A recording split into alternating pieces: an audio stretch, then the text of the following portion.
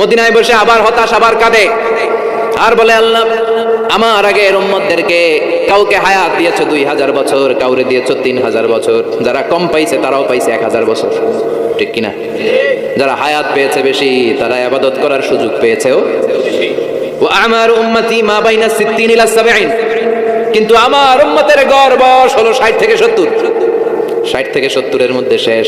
যারা বয়সী পেল 60-70 কি আর ইবাদত করবে? আগের উম্মতের এত বছর বেশি দিলা কেন, আমার উম্মতের কম দিলা কেন? বিষ্ণুনবীর টেনশন আছে না নাই?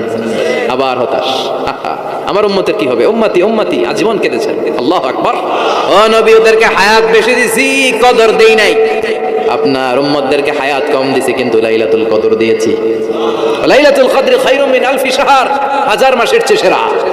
আপনার উম্মতের বয়স কম পেয়েছে ঠিক, কিন্তু কদরের রাতে এক রাত ইবাদত করলে 1000 রাতের ইবাদতের যে সওয়াব তার চেয়ে বেশি সওয়াব হয়ে যাবে।